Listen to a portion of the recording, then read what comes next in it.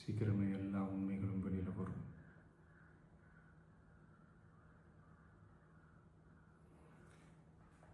எங்களுக்கு தரப்பட்ட இடத்துல நாங்கள் போய் அந்த அந்த ஸ்பாட்டில் நின்று நாங்கள் பேசிட்டு வந்தோம். அதை தாண்டி எந்த தவறும் எங்கள் சைடில் நாங்கள் எதுவுமே செய்யலை. பட் இருந்தாலும் எங்கள் கட்சியை சேர்ந்த நிர்வாகிகள், தோழர்கள் மேலே எஃப்ஐஆர், அது மட்டும் இல்லை சோஷியல் மீடியாவை சேர்ந்த நண்பர்கள், தோழர்கள் அவங்க மேலே எஃப்ஐஆர்லாம் போட்டு இப்போ பிடிச்சிட்டு இருக்கிறாங்க.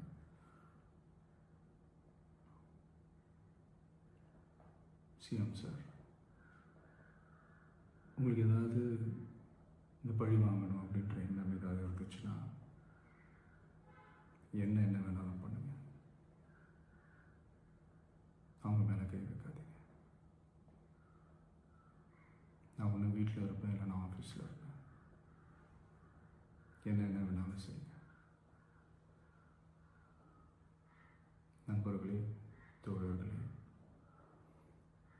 நம்மளோட அரசியல் பயணம் இன்னும் ஸ்ட்ராங்காக, இன்னும் தைரியத்தோட